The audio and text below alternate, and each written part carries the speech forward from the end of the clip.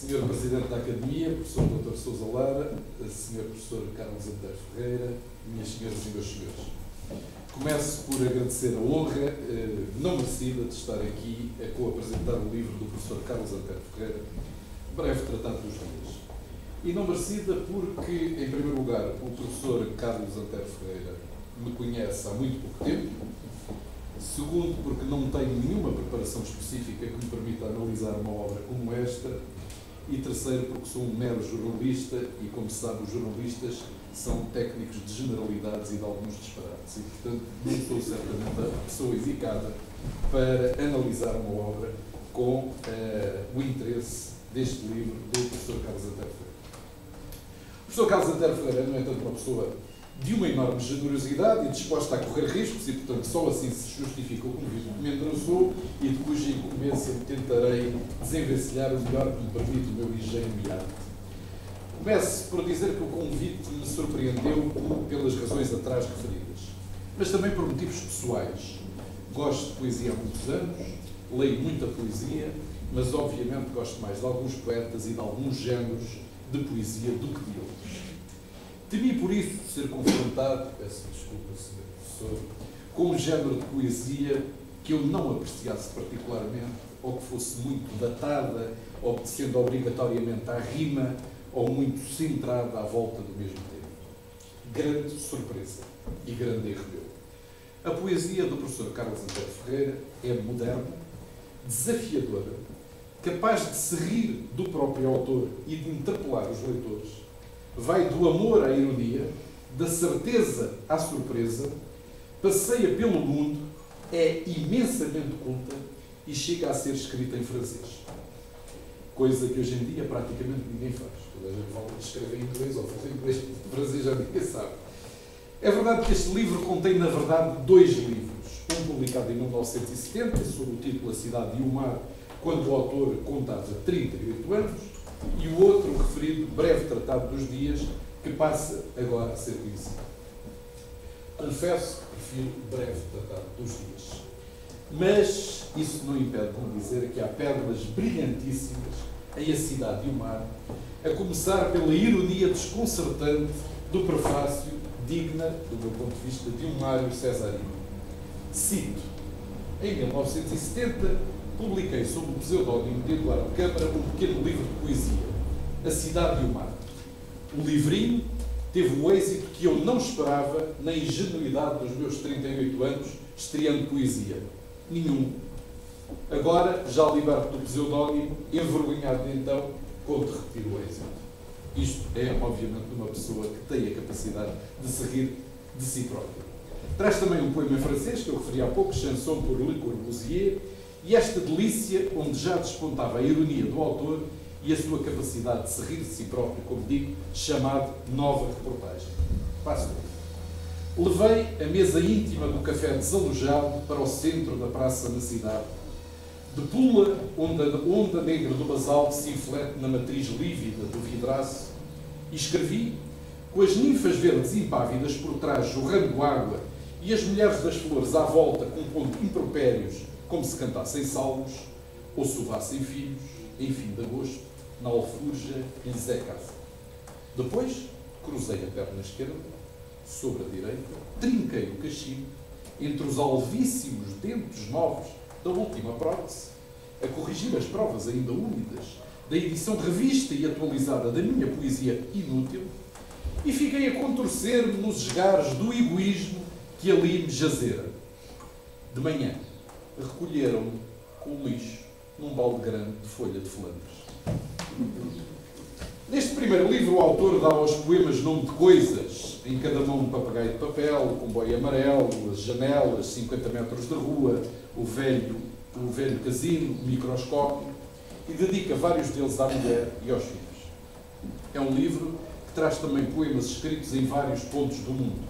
Veneza, Dover, Ipanema, Murano, São Marcos, Torricello, San Giorgio, planícies de Espanha, dando conta do cosmopolitismo do poeta. Já se nota a enorme cultura, e no sentido não elitista da cultura do autor. Sisley, Monet, Museu de Estocolmo, Rita Lee, Handel, Santo Inácio, Camões. Vários destes traços reforçam-se e acentuam-se no breve Tratado dos Dias, em que se nota claramente que o autor, embora magnificamente jovem, como podemos comprovar, está mais maduro, mais seguro na escrita, mais ousado nos temas que aborda e na forma como os trata. Começo por salientar as 3 helénicas que abrem o livro, a primeira dedicada a Micenas, a segunda a Pátmos e a terceira a Delfos. É preciso ser um viajante infatigavelmente curioso, um profundo estudioso de história, um enamorado das palavras, para escrever poemas com a riqueza destes. Depois, o autor leva-nos para o Tejo em Lisboa, com um olho alongado e desmedido, em que recorda o grande mestre Almada Negreiros, para em seguida descrever de forma excepcional uma pintura quase flamenga. E passo a ler.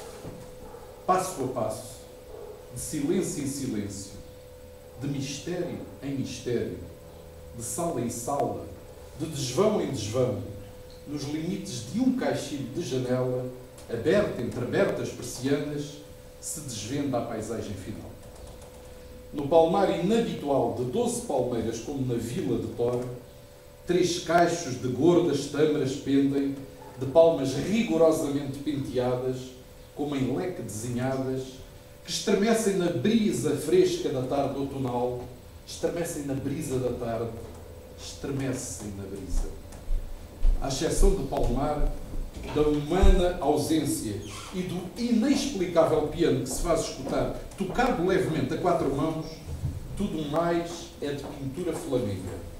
O silêncio, o mistério de desvão em desvão, descoberto do doméstico habitar, mas, sobretudo, aquela luz que vem da esquerda, e faltava mencionar. Vamos depois para o Cairo, com Calina, estacionamos em Lisboa no verão, que cheira a vazio e a solidão, passamos pelo frio e pela fome, pelo árido subúrbio, pelo respeito universal e pela invenção do 5º quadrante, antes de descobrirmos o tempo em que os deuses ainda estavam vivos. Não há montras iluminadas é uma nostálgica reflexão sobre os natais de criança do poeta, que retoma a temática da vida atual e do passado em O Desenho da Flor e na extraordinária versão não revista do Meu Fax de China. Nada contam as aparências, é um poema irónico sobre o próprio autor, mas também sobre conceitos como a honra, a ética, a dádiva. Segue-se mais uma prova de humildade do poeta face à sua poesia. O poeta assim deliberou. Ao princípio, o poeta escreveu poesia. Depois, vendo que ninguém lia a poesia que escrevia, o poeta deliberou escrever mais poesia. A veia irónica volta a surgir em todo o seu esplendor na fábula do leão e do cidadão. Já com alguma idade, da savana cansado e dos cuidados com a leoa e as insaciáveis crias extenuar, veio à cidade o leão e foi comido pelo cidadão. E finalmente, permite-me terminar com o belíssimo e elegantíssimo Queria viver num quarto azul.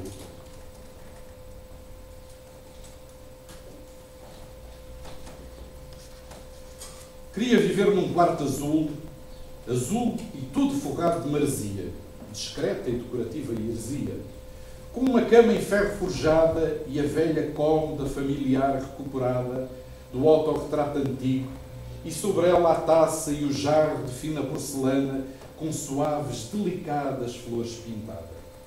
Queria viver num quarto azul, azul e todo forrado de maresia, onde a pequena janela debruçada e imóvel ficasse resguardado da fina neblina, só tendo por companhia a nostalgia no silêncio das madrugadas, só quebrado pelo rolar do mar quebrado.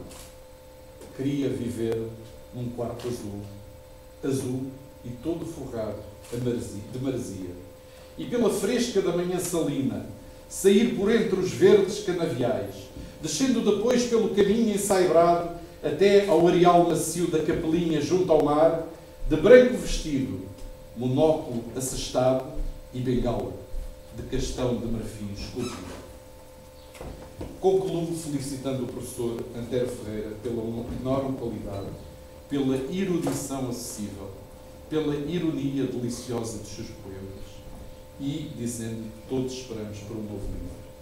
Concluo citando também um seu colega, poeta, talvez menos conhecido, chamado, não me lembro agora, que disse que, e mais que isto, é Jesus Cristo, que não tinha biblioteca, nem percebia nada de finanças. Muito obrigado pela vossa atenção.